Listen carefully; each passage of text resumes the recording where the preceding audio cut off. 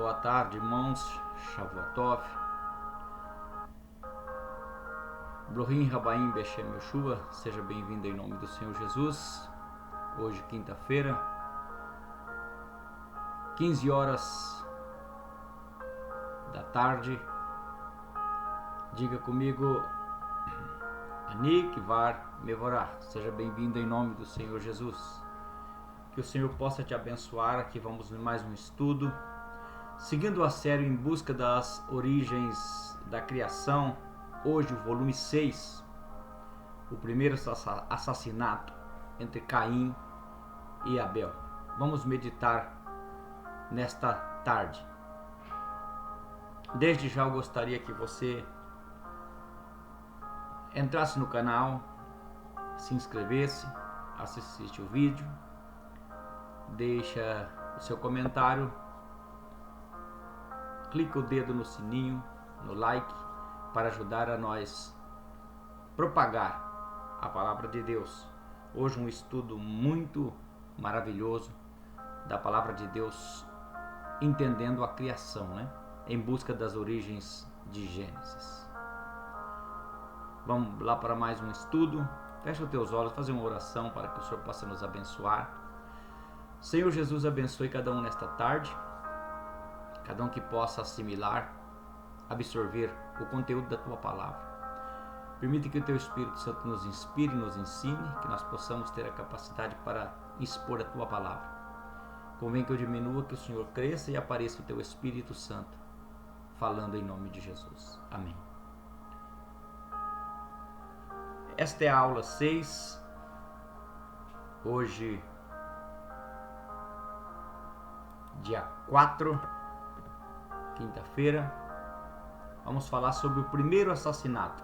Vamos começar a lendo Gênesis. Gênesis 4, versículo 1 a 26.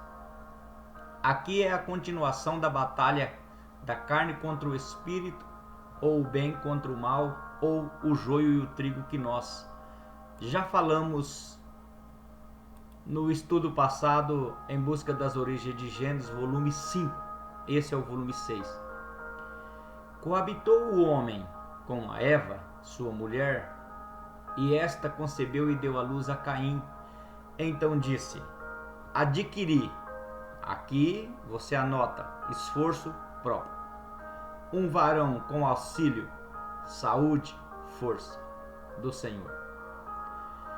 Depois deu à luz a Abel, seu irmão. Abel foi pastor de ovelhas e Caim lavrador. Aconteceu que no fim de uns tempos trouxe Caim do fruto da terra uma oferta ao Senhor, o primogênito, a quem começa a servir o Eterno. Abel, por sua vez, trouxe das primícias do seu rebanho e da gordura deste. Agradou o Senhor a Abel e de sua oferta. Abel imita seu irmão no sacrifício. Quem começou com o sacrifício foi Caim. Ao passo que Caim e de sua oferta não se agradou. Irou-se, pois, sobrenameira Caim, e descaiu-lhe o semblante, frustrado e deprimido. Então disse-lhe o Senhor: por que andas irado e por que descaiu o teu semblante? Vemos que aqui Deus pergunta. Se Deus pergunta, é porque não era para tanto ele ficar tão revoltado. Se procederes bem, ou seja, fazer o que é correto, não é certo que serás aceito? Se procederes mal, eis que o pecado jaz à porta. O pecado está à porta, esperando Caim, esperando você. Esperando você não saber como lidar com a situação, com a rejeição, com a tentação, com o desejo maligno. O seu desejo de fazer o quê? De pecar, será contra ti, disse Deus. Contra quem? Contra Caim. Mas a ti cumpre domínio próprio. Você tem que dominar o desejo. Preste atenção que eu estou falando e conjecturando, estou lendo e conjecturando. Aqui vemos as duas naturezas dentro do homem e dois povos dentro da igreja. Eu estou aqui trazendo esta palavra interpretativa, tipológica e simbológica. Porque se nós interpretarmos o Gênesis literalmente, vamos encontrar dificuldade aqui entre Caim e Abel, e eu vou te falar o que é já. Disse Caim a Abel, seu irmão, vamos ao campo. E estando eles no campo, veja bem, segundo a cultura dos druidas e celtas, campo é o lugar de sacrifício. Então disse Caim para Abel, vamos para o lugar do sacrifício. Aonde é o lugar do sacrifício? É o momento em que a gente decide em fazer o desejo da carne ou não. É um sacrifício. Paulo diz para crucificar a carne com as nossas paixões. Estando eles no campo, no local do sacrifício, no campo de batalha, Caim faz o primeiro sacrifício humano, oferecendo Abel. Aconteceu o que? Levantou Caim contra Abel, seu irmão, e o matou. Ou seja, silenciou a ação de Abel. Disse o Senhor a Caim, onde está Abel, teu irmão? Ele respondeu, não sei, por acaso eu sou o guardador do meu irmão? Amados, a resposta de Caim converge com a nossa conduta quando somos confrontados na nossa natureza humana. E disse Deus, que fizeste? Agora vem, a voz do sangue de teu irmão clama da terra a mim. Irmão, se levarmos isso para o sentido literal, como que a voz do Abel vai sair da terra? Isso não é literal. Ou seja, trazendo para o lado simbológico e tipológico, espiritual. Ou seja, a vontade do lado espiritual tem sede de dominar o corpo e levar a alma até Deus pela substância chamada irua ou éter, que é a partícula de Deus que vive dentro do homem. Essa é a voz de Abel. Quando nós confrontamos a parte de Deus que está dentro de nós e fazemos a vontade da carne, depois nós sentimos remorso. Fica aquela cobrança na cabeça da gente, não devia ter feito. Isso é o que? É a voz de Abel, Av-El, o sopro. Abel significa sopro, é o sopro de Deus dentro de nós, nos dando aquele momento de reflexão, para que nós vemos e se reconciliamos com o Espírito. Olha o que Deus diz para Abel, ou seja, a parte carnal do homem. És agora maldito. Isso é mentira? Não. Nós somos amaldiçoados. A terra foi amaldiçoada. E essa maldição foi transferida de nós para o Cordeiro na cruz do Calvário. És agora maldito, quer dizer, miserável, sem condição de oferecer nada de bom a Deus. Assim era o homem. Todos pecaram e destituídos estavam da glória de Deus, até que vem Cristo. Maldito agora és tu, por sobre a face da terra, cuja boca se abriu para receber de tuas mãos o sangue do teu irmão. A terra, o mundo, presencia a primeira derrota do lado espiritual no poder de decisão e escolha em fazer o que é bom.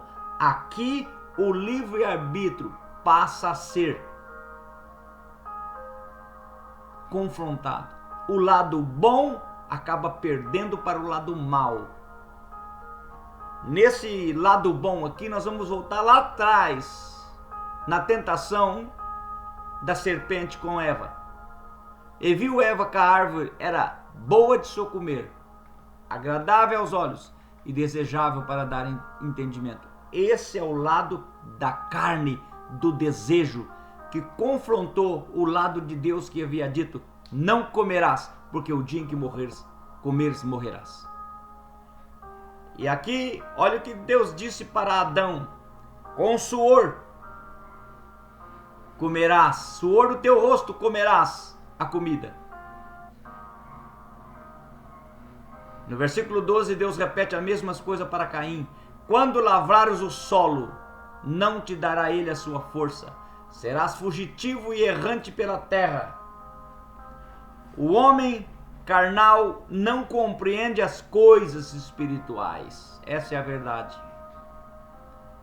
Lavra a terra, nada e morre na praia. Será sempre fugitivo e errante, sempre colocando a culpa nos outros. O homem carnal não compreende as coisas. É como se orasse e o céu mostrasse que ele estava errado, mas ele não consegue se firmar. Então disse Caim ao Senhor: é tamanho o meu castigo que já não posso suportá-lo? Tipo, não vou ter uma chance de me redimir? Não terei mais uma chance de voltar a fazer as coisas certas?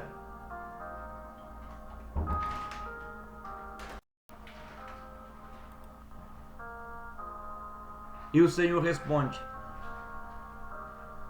Mas antes do Senhor responder, Caim ainda complementa: eis que hoje me lanças fora da face da terra e da tua presença, hei de me esconder. Na realidade aqui é um trocadilho, porque alguém consegue se esconder da presença de Deus? Não. Então essa presença significa estar oculto em fazer a vontade de Deus. Eis que hoje me lanças da face da terra. E essa terra era o quê? A aliança que o homem tinha com Deus. E pôs Deus o homem fora do jardim do Éden, e colocou anjos com espadas inflamadas, para não deixar que eles entrem, estenda a mão e coma da árvore da vida. E da tua presença hei de esconder-me? Serei fugitivo e errante pela terra? Quem comigo se encontrará me matará? Aqui o homem, o ser humano, eu, você, estamos como fugitivo e errante, pecando, mas escondendo de fazer a vontade de Deus, e nunca escondendo de Deus, porque ninguém se esconde de Deus. O Senhor, porém, lhe diz: assim, qualquer que matar a Caim será vingado 7 vezes. Preste bem atenção nisso agora. Conjecturar. Aqui entra o que Jesus disse a Pedro, que deve perdoar 70 vezes 7. 499 vezes em cada transgressão no dia. Que vai se cumprir em Lameque. E pôs o Senhor um sinal: aparentar não ter mais a imagem de Deus. Este é o sinal. Aparentar não ter mais a imagem de Deus, apenas a semelhança, sem a conduta santa. Em Caim, para que não ferisse de morte quem quer que encontrasse. Versículo 16. Retirou-se Caim da presença do Senhor e habitou na terra de Nod, ao oriente do Éden. Eu vou parar aqui no 18 e vou explicar desde o que eu li até aqui. Ele coabitou Caim com uma mulher e ela concebeu à luz a Enoque. Caim edificou uma cidade e chamou Enoque o nome de seu filho. Aqui começa o Enoque joio com o mesmo nome do Enoque trigo, que andou 300 anos com Deus. Aqui o Enoque joio, ele edifica uma cidade. Aqui é onde que diz que os filhos das trevas tentam imitar os filhos da luz em tudo, mas não conseguem dar frutos, certo? Jesus disse que é pelos frutos que se conhece a árvore. Amados, lá no início, o nome Caim significa esforço próprio, adquirido com esforço próprio. O nome Abel ou Revel significa sopro, fôlego. Quando Deus fez o homem do barro, Deus colocou o esforço, as mãos, apalpou, apertou, formou, e depois o Senhor vem e sopra a partícula divina dentro dele. Quando Eva tem o primeiro filho que nasceu junto, Caim e Abel, esse esforço próprio, adquirir o nome Caim, que quer dizer adquirido, ou por suas próprias forças, é as folhas de figueira que Adão faz para tentar cobrir o seu pecado, o esforço próprio.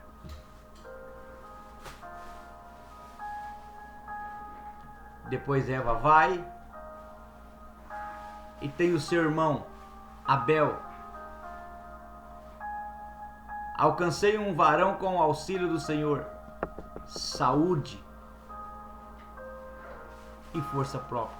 Deus lhe deu a ela saúde, ânimo e força após o pecado para conseguir crescer e multiplicar e encher a terra. Se nós pegarmos esse texto e levarmos para o literal, existem 3 coisas que nós não devemos fazer na interpretação, mas nós vamos acabar fazendo, que é questionar a integridade de Deus, a imutabilidade e a soberania. Quando Caim traz a oferta para Deus, ele traz do fruto da terra, levando para o lado literal. Presta atenção, esquece o lado tipológico e simbólico. Vamos para o lado literal. Caim trabalha honestamente, direitinho, ele cansa, ele vai lá, colhe a sua oferta, traz para Deus, mas era a oferta da terra, pois ele era lavrador. E Abel, que apenas cuidava das ovelhas, exercendo a função de pastor, vem e traz uma ovelha que ele não criou, não lavrou, ele apenas cuidou. Ele traz algo de Deus, não como proprietário, mas como administrador. E Deus olhou para a oferta de Caim, que apenas administrava, não colocava mão no que era de Deus. E Abel simplesmente fez o seu sacrifício, e Caim também. E a palavra de Deus diz que Deus atentou para o sacrifício de Abel e não de Caim. Pare um pouco e analise se isso for interpretado literalmente. Deus está parecendo ser injusto ou não? Porque o Caim trabalhou, o Caim lavrou a terra, o Caim se esforçou, ele fez tudo certinho. E Abel também fez tudo certinho. Caim que fez o primeiro sacrifício porque ele era o primogênito. Abel apenas o imita. E Deus olha para a oferta de Caim, de Abel e não de Caim. Ao passo que Caim de sua oferta não se agradou, e irou-se, pois, sobremaneira Caim, e descaiu o seu semblante. Ficou chateado, ficou frustrado, ficou deprimido. Então disse o Senhor: por que andas irado? Por que descaiu o teu semblante? Se Deus pergunta, porque não era para tanto.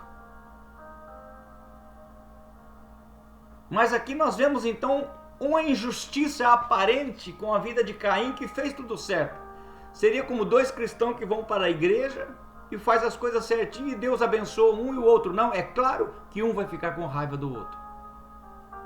Agora, saia dessa situação agora, você, no caso de juiz, para julgar uma atitude do Todo-Poderoso. Se você disser que Deus foi injusto, está ferindo a integridade de Deus. Se você disser que Caim era mau, o texto não fala. Quando o texto não fala, nós não sabemos, não tem condição de dizer que está certo ou errado. E em terceiro lugar, a soberania de Deus. Deus é soberano. Não podemos ferir a soberania dele. E ele sendo soberano, ele é justo.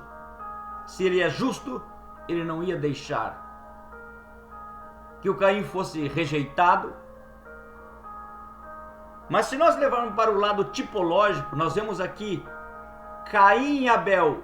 Caim é a natureza humana, Abel é a natureza espiritual dentro do homem. Mas por que Caim é o primogênito? Porque primeiro Deus fez o barro. Abel já significa sopro. Foi o segundo que entrou dentro do homem. E quando nós vamos oferecer um sacrifício a Deus num culto, ou quando nós vamos na igreja, o principal é fazer a vontade de Deus. E às vezes dentro da igreja nós estamos fazendo a vontade de Deus e vem na nossa mente um celular, toca, vem uma mensagem, ou vem no teu pensamento, eu tenho que ir amanhã em tal lugar, amanhã em tal lugar. Se nós agirmos dando prioridade à carne, aos afazeres, nós temos que desviar a atenção da presença do Todo-Poderoso. Eis aí o Caim e o Abel dentro do homem. E o que nós vemos aqui é que Caim venceu Abel. Em outras palavras, a maioria das vezes a vontade nossa, o nosso ego, é que fala mais alto dentro de nós, matando a parte de Abel.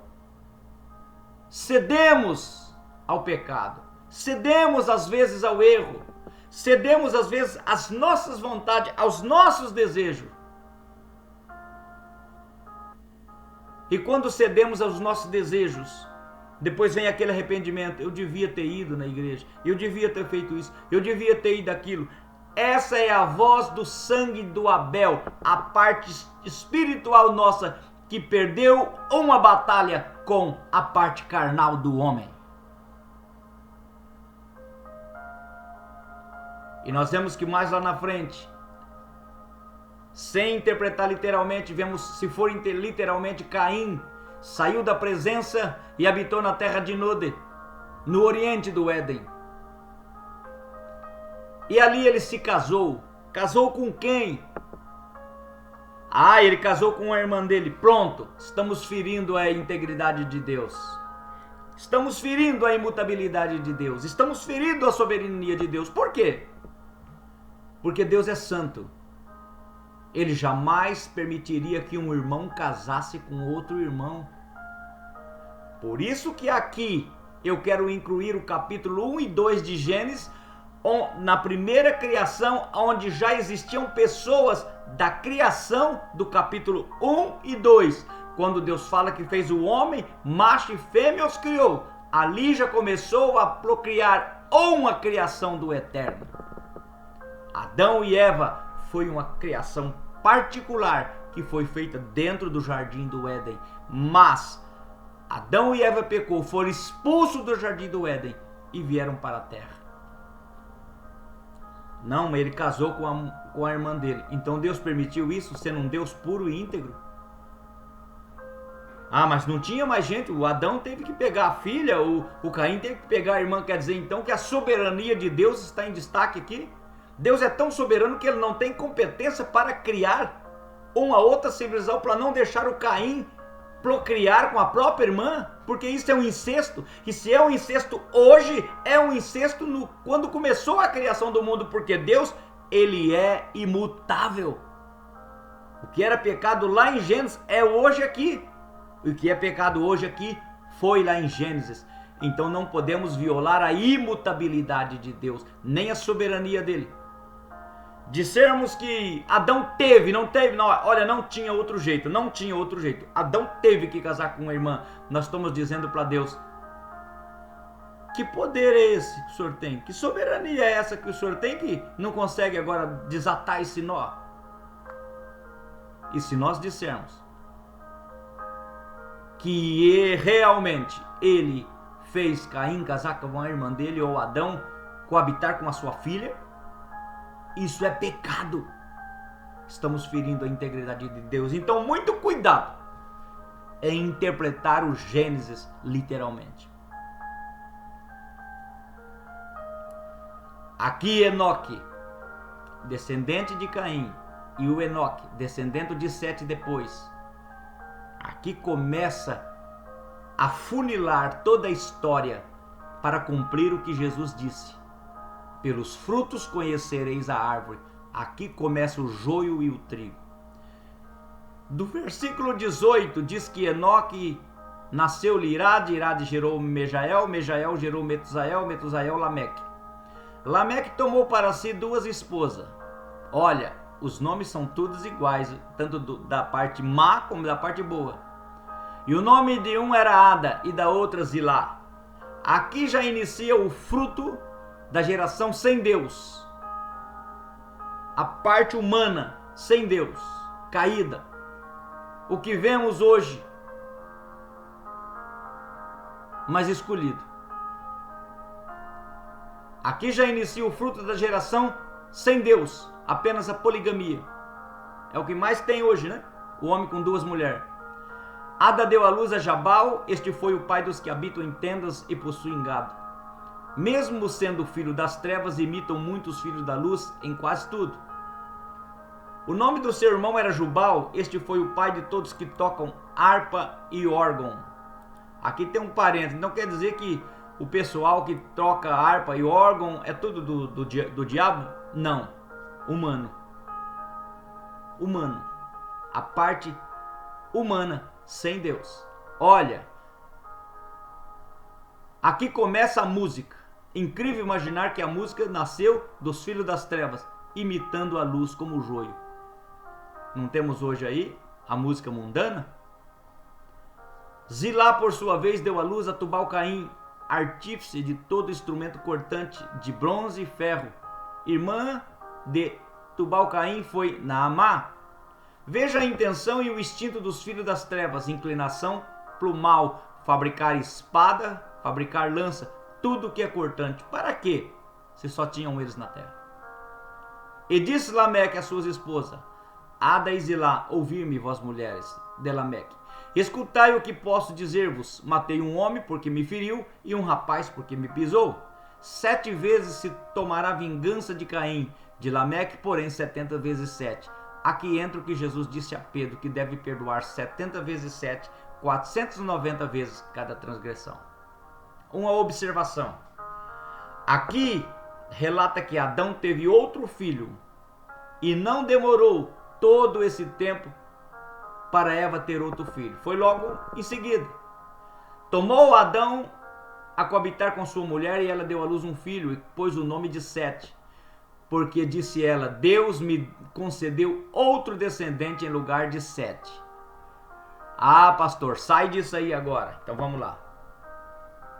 Quando Deus faz o homem no jardim do Éden, ele coloca dentro do homem o fôlego de vida. E o homem começa a ser igual a Deus, a imagem e semelhança. O homem pensa como Deus, o homem raciocina como Deus, o homem entende tudo como Deus.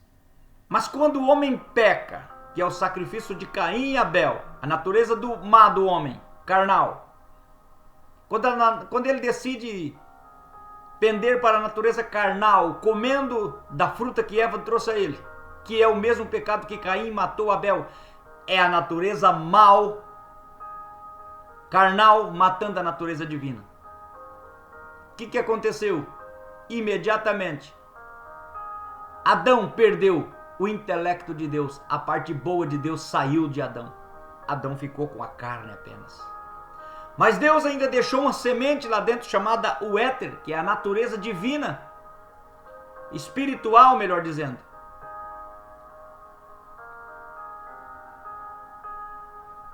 E quando a natureza humana mata a natureza de Deus dentro do homem, Deus, esse Sete que nasceu, é Deus dando uma nova chance da natureza divina voltar a habitar dentro do homem. Essa segunda chance que ele nos deu, que ele nos dá hoje, trazendo para os dias de hoje, é o sacrifício de Cristo na cruz do Calvário. Nós temos a segunda chance de nos reabilitarmos diante de Deus.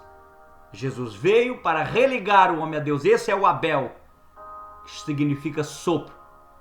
Se Abel era a parte espiritual profeticamente do homem e representa a igreja ou Israel, então esta é a segunda chance que Deus dá ao homem para se redimir, simbolizando o sacrifício de Cristo na cruz do Calvário. O Abel que Caim matou.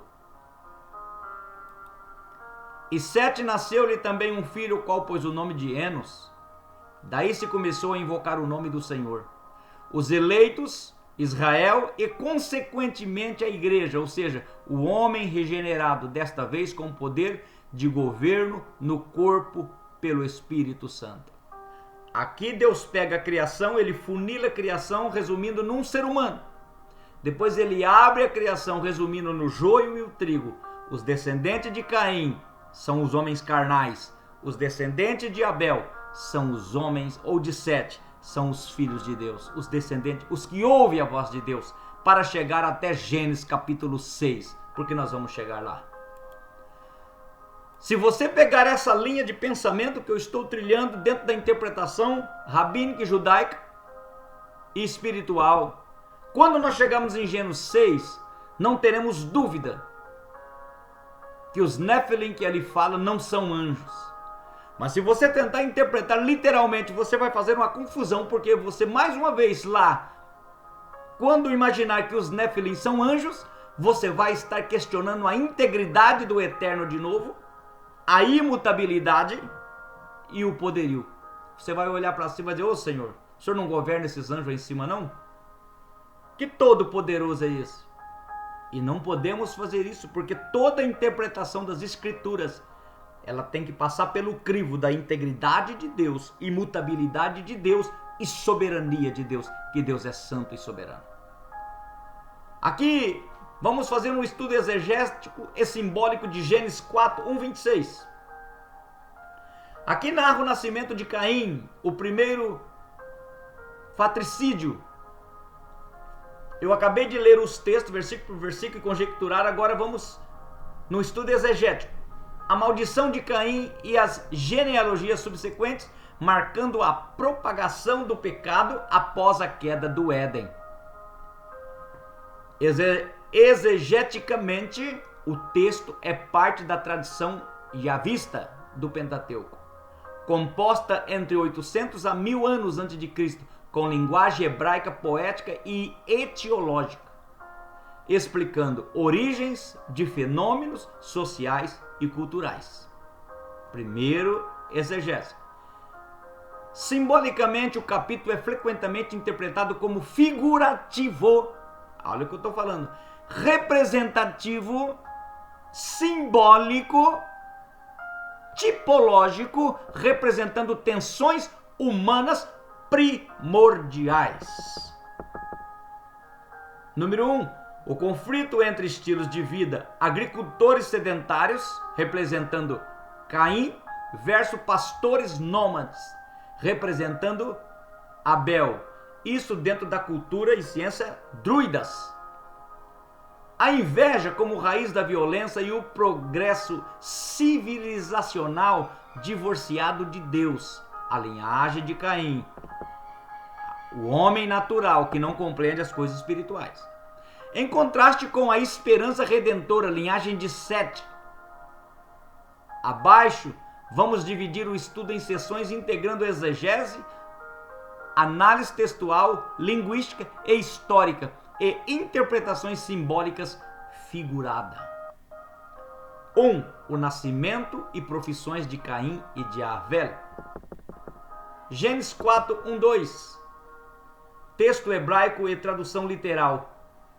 E o homem, e Ben-Hadad, o homem, conheceu Eva, sua mulher, e ela concebeu e deu à luz a Caim, ou kavim em hebraico, que significa esforço próprio. E disse, adquirir. Ela usa a palavra aqui, o escritor, kaniti, quer dizer, da minha próprio esforço, consegui do meu próprio esforço. A palavra kaniti significa eu consegui do meu próprio esforço um homem com o eterno. Quer dizer, em outras palavras, o ser humano tentando chegar a Deus sem depender dele. E ela acrescentou, deu à luz a seu irmão Abel, Revel. E Abel era pastor de ovelhas, Roes Tson, em hebraico, Roes Tson, e Caim, trabalhador da terra, Obed Adamá. Obed Adamá. Exegese. O verbo conheceu, Yada, implica intimidade sexual, marcando o primeiro nascimento como humanos pós-Éden. Homem, o nome Caim significa adquirido ou esforço próprio, canar, possivelmente uma etimologia para o nome sugerido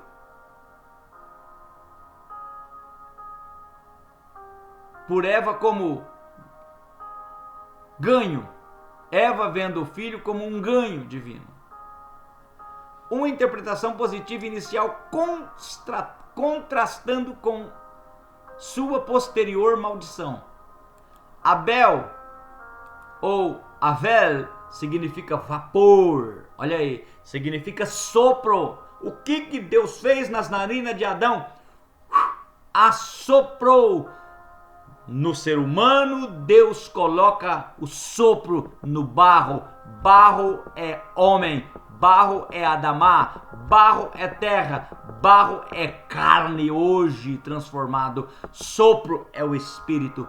Quando Deus assoprou nas narinas de Adão, nós falamos lá no estudo da formação do homem, o barro com água virou carne. O ar e o fogo virou espírito dentro do homem. Tá aí o Caim e o Abel, as duas naturezas dentro do ser humano. Evocando transitoriedade como em Eclesiastes 1:2. Vaidades e vaidades, tudo é vaidade. As profissões são introduzidas sem julgamento inicial. Caim como agricultor, ligado à maldição da terra, em Gênesis 3:17-19. E Abel como pastor, profissão nômade associada a piedosos como Abraão e Moisés. Podendo ser interpretado Caim, as nações feitas no relato da criação. Fez o Senhor homem e a mulher, macho e fêmea os criou. Aqui pode ser interpretado que Caim é as nações feitas no relato da criação. O primeiro. Abel, o povo exclusivo do Senhor, peculiar na narração do Éden. Plantou o Senhor um jardim ao homem que fora criado. De todo jeito, aqui tem a primeira criação e tem a segunda criação. Interpretação profética. Historicamente, reflete a transição de caçadores e coletores para agricultores e pastores. Isso gerou conflitos sociais no Oriente Médio. Há aqueles que interpretam que Gênesis é um pano de fundo para a história, onde havia muita batalha de pastores contra caçadores. Vemos aí o Nimrod, caçador. Simbolismo figurativo. Caim representa o sedentarismo agrícola, esforço humano sobre a terra amaldiçoada, simbolizando autonomia e controle. Mas também frustração. A terra devora, em Gênesis 3. Abel, o valor encarna a dependência nômade de Deus para a provisão. Vemos que, se é um pano de fundo para a história de Israel, Abraão era nômade.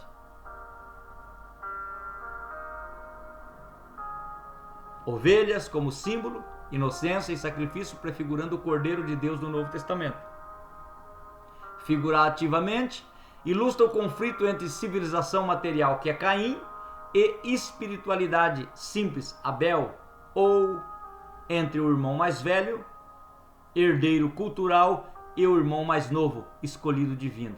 Nós vemos isso de Caim e Abel mais lá na frente, com dois nomes diferentes, como em narrativas posteriores, como Esaú e Jacó. Esaú é um tipo, tipologicamente é um tipo de Caim, que era caçador. Jacó era agricultor. Pode ver que o relato começa em Gênesis, vem descendo para Abraão, até chegar em Esaú e Jacó. E acontece a mesma coisa. O irmão mais novo é que recebe a bênção de Deus e o mais velho não. As oferendas e a rejeição divina, Gênesis 4, 3, 7. Texto hebraico e tradução literal. E o fim de dias Caim trouxe do fruto da terra uma minha, uma oferta ao Eterno. E Abel trouxe também das primícias de suas ofertas, de suas ovelhas e de sua gordura. E o Eterno olhou para Abel e a sua oferta, mas para Caim a sua oferta não olhou.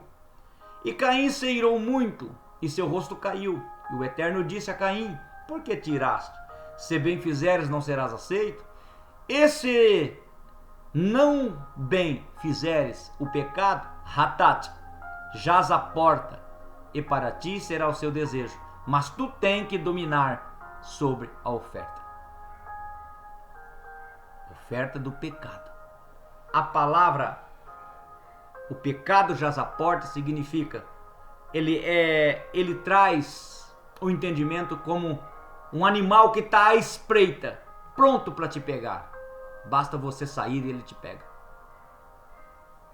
Aqui, Deus é claro em falar para Caim, para a natureza má do homem, a natureza carnal. Se fizeres bem, não serás aceito. E se não fizeres bem, o pecado está à porta. Olha o que ele diz. Mas para ti será o desejo. O desejo dele era acabar com Abel, era vencer a vontade espiritual. Mas tu tens que dominar o desejo. O que é que Paulo diz? Para crucificar os nossos desejos, as nossas concupiscências na nossa carne, para poder servir a Deus, para que a natureza divina prospere. Exegese, a oferta, minha, é um termo amplo para presentes. Não necessariamente sacrifício de sangue, como em Levítico posterior. A rejeição de Caim não é explicada. Teorias incluem falta de primícias. Abel trouxe o melhor, Caim não. Atitude interna.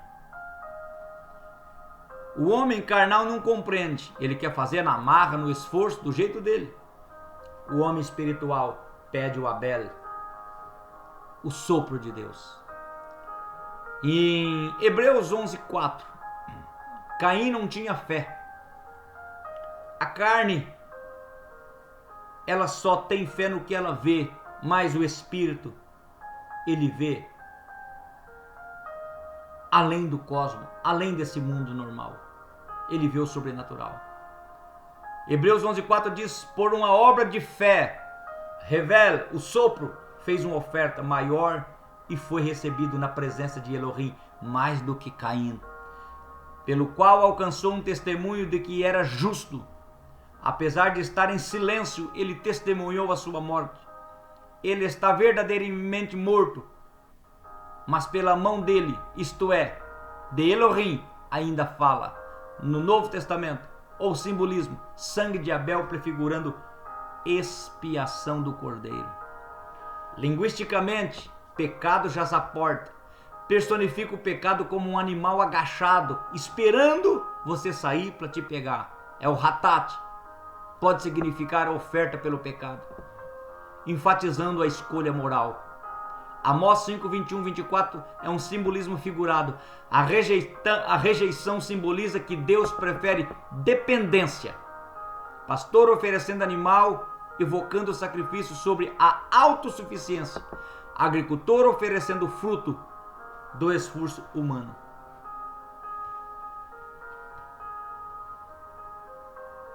Nós, pelas nossas obras, o sacrifício humano representa obras, jamais chegaremos até Deus, jamais seremos aceitos por Deus. Figurativamente, Caim encarna a inveja primordial, o pecado à porta. como tentação interna. Amados, o pecado, ele não nasce lá fora, ele é de dentro para fora de nós. O pecado começou dentro de Satanás. O pecado começa dentro do homem, paralelo com a serpente do Éden. Representada a escalada do mal, da desobediência individual no Éden, para a violência interpessoal. Em leituras alegóricas judaicas, no Midrash, Caim é o Yetzer Hara. O que quer dizer? Inclinação do mal. Amados, a Bíblia diz que o homem mau se inclina para as coisas do mal. A Bíblia diz que a natureza carnal do homem se inclina para baixo, para a carne. Enquanto Abel é o Yetzer Havot, inclinação para o bem, ou Yetzer Hatov, ou Hatob. Isso dentro do ser humano, o Ha-Adam, eu e você. Nós temos dentro de nós o Yetzer Hara e o Yetzer Hatov. O Yetzer Hara é a inclinação do mal, é o Caim, é o que nós adquirimos por nossa força, é a folha de figueira. Temos o Yetzer Hatov, inclinação do bem, o nosso espírito que clama por Deus, que busca Deus, e ele tem a responsabilidade de santificar o corpo todo, tentando convencer a mente a resistir à tentação, tentando resistir o corpo, a resistir às tentações, para não dar luz ao pecado. O flaticídio e a maldição de Caim, Gênesis 4, 8 e 16. E Caim falou a Abel, seu irmão, e aconteceu que, estando eles no campo, Caim se levantou contra Abel, seu irmão, e o matou. E o Eterno disse a Caim: onde está Abel, teu irmão? A voz do sangue de teu irmão clama na terra por mim. Agora maldito és tu da terra, que abriu a sua boca para receber o sangue de teu irmão. Quando lavrares a terra, não dará mais a força, fugitivo e errante serás na terra. Aqui é usado no hebraico a palavra navanad. Essa palavra navanad significa fujão, colocador de culpa nos outros, errante. Nós vemos que Deus olhou para Adão e disse: Adão, onde está? Ele disse: estou escondido. Aí Deus disse: quem te falou que você está escondido? Quem te mostrou?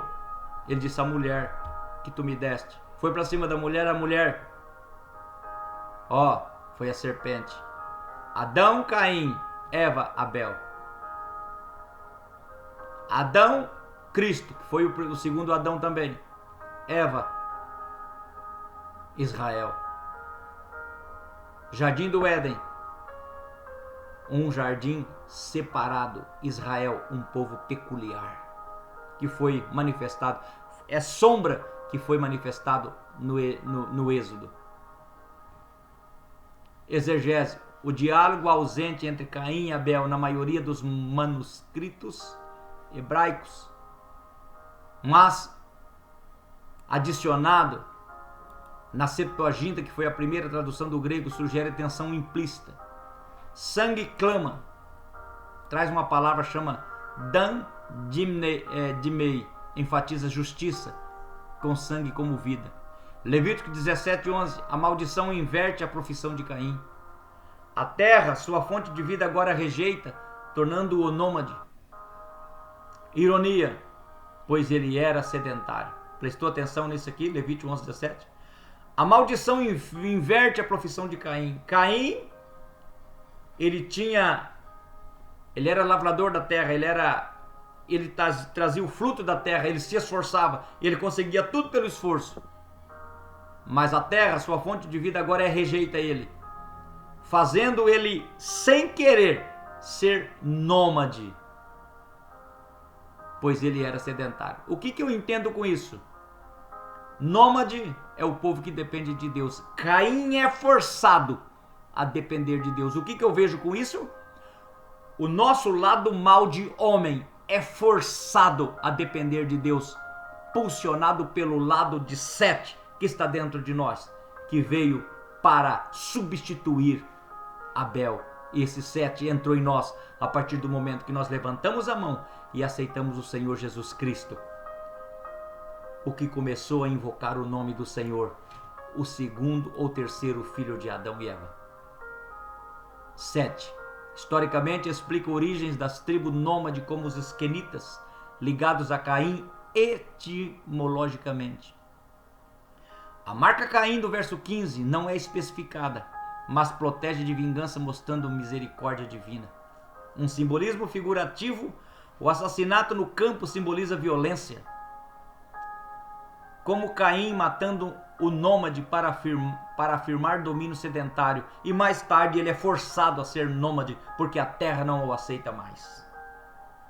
Representa a maldição da civilização, progresso humano manchado por violência, eco em mitos como Rômulo e Remo, Caim como arquétipo do exilado carregando a culpa coletiva.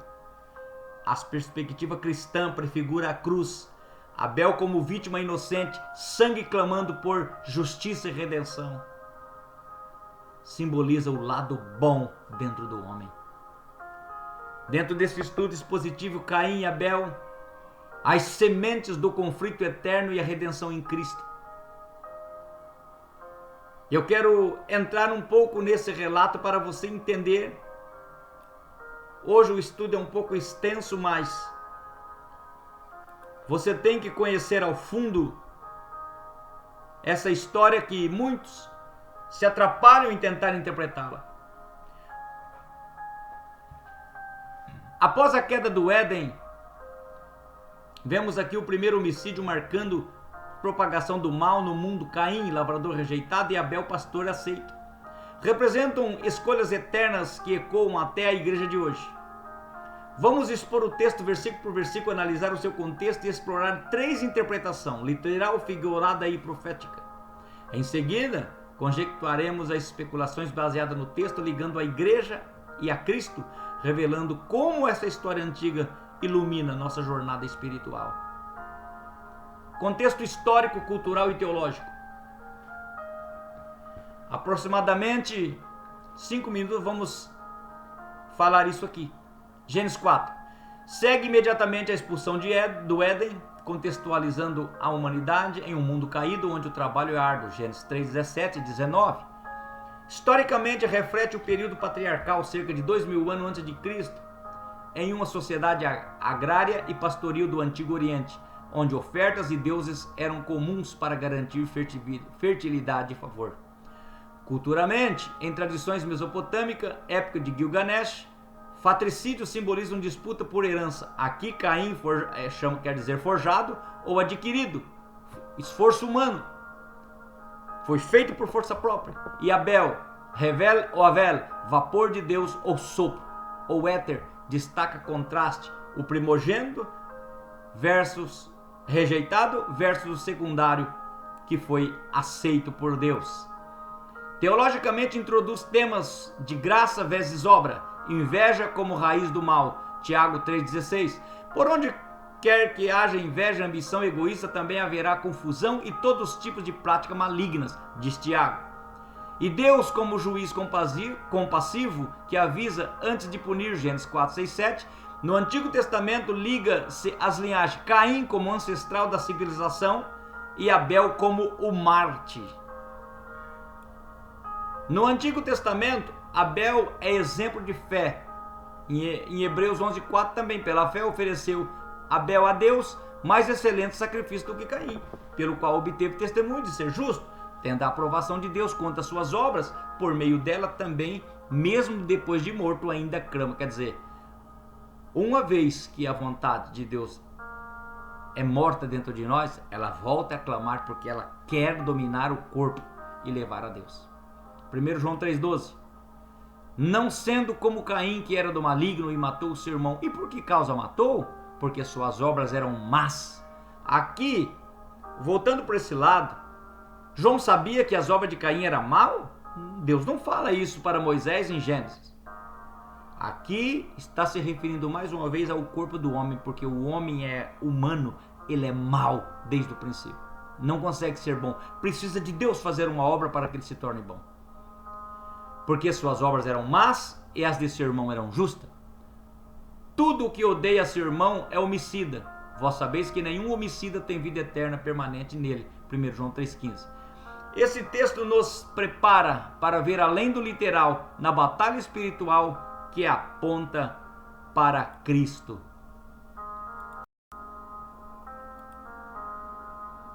O nascimento e as ofertas dos irmãos. Exegese do contexto histórico e cultural. Vamos lá então, rapidinho para você entender. Exegese: Eva adquire Caim, Cainiti, ganhei, vendo-o como bênção. Abel, que é revela, vapor, sugere transitoriedade. Ofertas: Caim traz frutos, Minhá, oferta vegetal. Abel primogênito, com gordura, símbolo de excelência. Deus aceita Abel por coração puro. Histórico: sociedade agrárias ofereciam primícias. Cultural: em Canaã, ofertas refletiam devoção interna, não mera formalidade. 2. Gênesis 4, 6, 8. A ira de Caim e o fratricídio. Exegese com contexto histórico e cultural também. Deus avisa Caim sobre o pecado à porta. Hatat de roves, pecado agachadinho ou escondidinho, esperando para sair para fora. Desejo: exibindo domínio. Aqui nós temos a palavra Timsholbo. Caim ignora, mata Abel, exigindo domínio. Ou seja, o pecado escondido dentro de Caim resolve sair para fora e no campo acontece o primeiro homicídio. Às vezes o desejo que está em nós, na mente, no coração, é um pecado onde você em pensamento fala com Deus e Ele te perdoa. Mas quando o pecado resolve sair para fora, que é as nossas ações, aí vem o perigo, o problema que aconteceu com Caim e Abel. Histórico: reflexo de disputas tribais. Cultural: inveja como raiz de violência e mitos, lembrando Osíris e Sete no Egito. Pano de fundo para Êxodo. Gênesis 4, 9 e 15. O julgamento e a marca de Caim. Exegese: o sangue clama, Tsoaquim, grita, terra amaldiçoada, rejeita Caim. A Bíblia diz que o Espírito que Deus colocaria dentro de nós, que é o Consolador, quando nós pecávamos, Ele ia interceder por nós com o quê? Gemidos inexprimíveis. Grito, Tsoaquim, é o sangue de Abel. Abel é o sopro, é a parte espiritual do homem. Marca, Otá, protege com vingança cétupla. O que quer dizer essa proteção? Amados, mediante o pecado que Caim cometeu, se fosse literal, qualquer um ia encontrá-lo e ia matá-lo. Deus pôs uma marca. Trazendo para o lado profético, tipológico e simbólico, essa marca é algo que o inimigo não consegue nos destruir. Porque se Deus sair do nosso lado, Ele nos destruiria no mesmo momento. Então essa marca é uma proteção de Deus, é uma presença de Deus nos protegendo mesmo antes de nós conhecer a verdade. Historicamente, marcas tribais como sinais de clã. Cultural, em tradições semíticas, marcas divinas detonam propriedade e juízo. 3. Interpretação de Gênesis 4, 1, 15. Primeira, literal. Caim e Abel são irmãos históricos. Oferta de Abel aceita por qualidade, sangue versus fruto, levando o homicídio por inveja. Deus julga, mas protege Caim, obediência evita tragédia. O problema vai ser quando ele se casa, né? Literal, não tem como explicar. Interpretação figurada: Caim simboliza obras carnais, agricultura caída. Abel, fé espiritual, pastor sacrificial. Marca representa graça em exílio, priorize o coração sobre as ações externas. Interpretação profética: Caim tipifica Cristo, rejeitado, assassino. Abel, Cristo, mártir inocente. Quer dizer, Caim tipifica o anticristo, rejeitado e assassino. Abel, Cristo, mártir inocente. Sementes profetizam conflito maligno e humano. Marcas aponta para seres apocalípticos como igreja, como semente de Abel. Resiste o mal. Aplicação: examine inveja diária, oferecer a Deus do melhor, não do sobejo. Como a igreja seja semente de Abel, sacrificando por Cristo, rejeite a marca de Caim do mundo. Concluindo o estudo, Gênesis 4 revela origens do conflito humano, as duas naturezas dentro do homem. Abel, o sopro de Deus quando fez Adão, e Caim representa a parte má existente dentro do homem, as folhas de figueira, o esforço humano, o chamado barro. Hoje em dia vivemos numa época que as pessoas querem se cobrir de saco e de cinza, jejuar, orar, fazer penitência com o objetivo de agradar a Deus. Mas o cinza, o que Deus quer, não é saco de cinza. O que Deus quer é o que está dentro de nós. Salmo 46:10. Sacrifício e oferta não quiseste, os meus ouvidos abriste, holocausto de expiação pelo pecado não reclamaste. Então disse, eis que venho no rolo, no livro da lei que está escrito, deleito-me em fazer a tua vontade, ó Deus. Sim, a tua lei está dentro do meu coração. Esta é a palavra final que traz esse estudo. Então, irmãos, como eu falei, Gênesis não é um livro de se interpretar literal. Todo hebraísta, todo judeu, todo teólogo sério que vai interpretar este livro de Gênesis, três coisas: ou ele é um pano de fundo para a história de Israel, ou ele é profeticamente, ou ele é tipologicamente. Mas se nós começarmos literalmente, até a chamada de Abraão, nós vamos se enrolar, vamos ferir a integridade, a imutabilidade e a soberania de Deus. E isso nós estaremos pecando. Que Deus te abençoe você por esse estudo. Tenha uma boa tarde em nome de Jesus. Medite, reflita, examinai tudo e retenha o que é bom. E olha se dentro de você não tem um Caim querendo sair para fora para matar a vontade de Abel que está te puxando para o lado de Deus. Dentro de você há duas naturezas, o leão da carne e o leão do espírito. O leão da carne chama Caim, o leão do espírito chama Abel. E o Abel precisa dominar o leão da carne. O leão da carne é as nossas vontades.